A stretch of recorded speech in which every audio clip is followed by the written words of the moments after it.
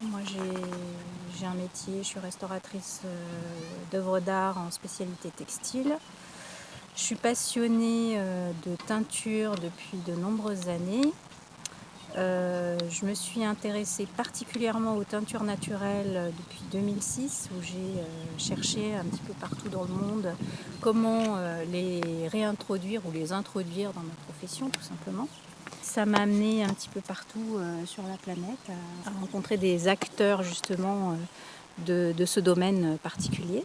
Donc tu as fait le tour du monde, c'est ça à peu près pour voir À peu près, ouais, j'ai fait le tour du monde. Non, j'en sais rien, c'est vrai quoi. Ouais. Ouais, ouais. Pour voir donc pour Pour, retrouver. en fait, pour rencontrer des gens qui pratiquent la teinture naturelle.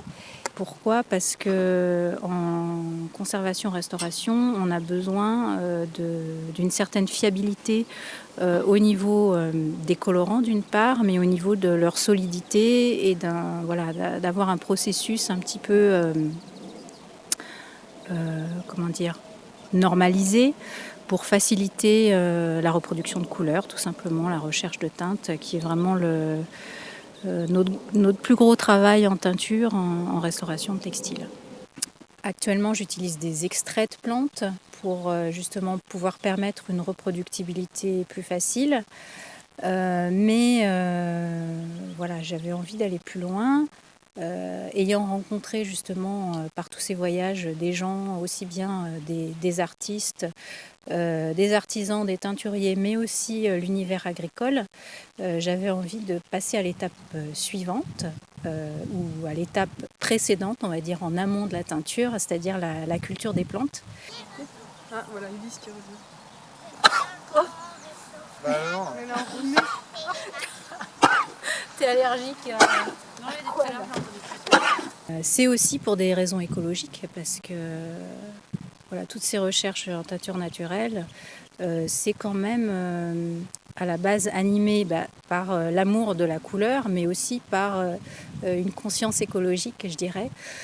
Parce qu'actuellement, quand on regarde toute l'industrie textile, de près, c'est pas joli à voir. Donc on parle beaucoup de l'alimentaire, mais le textile, on s'en sert tous les jours, on s'habille avec, et on commence à peine à parler de tous les scandales environnementaux que ça produit. Oh. Au poil de chat, c'est ça?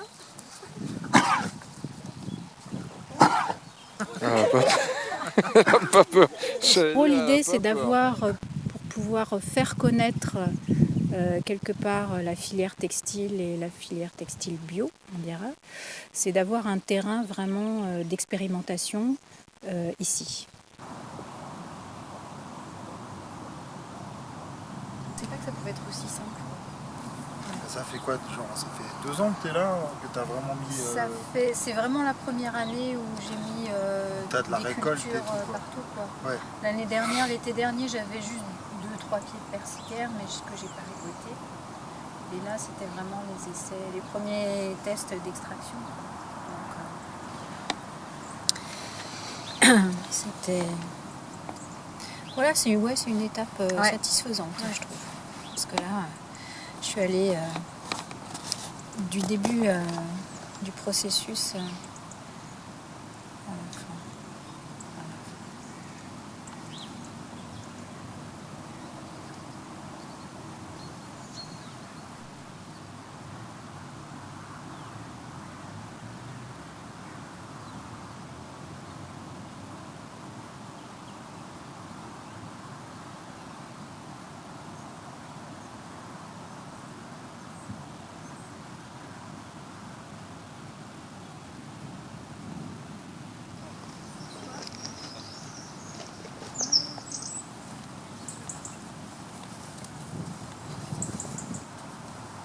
Ici, on a de la persicaire à indigo.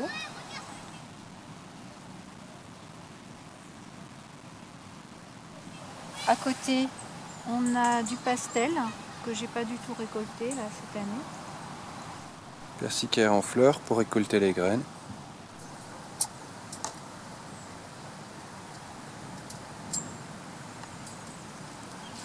Ici, on a de la gaude. Donc j'ai déjà fait une première récolte. Il y avait des fleurs qui étaient hautes comme ça, des tiges. Et puis ça reprend. On a encore de la persicaire là. Donc il sert pour faire l'indigo.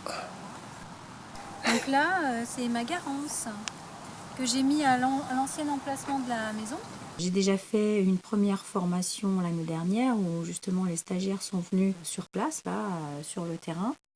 On a récolté la persicaire, on l'a mise à macérer, on a fait toutes les opérations nécessaires pour extraire le pigment bleu, le pigment d'indigo. Les stagiaires ont pu voir la chaîne complète de la plante au textile.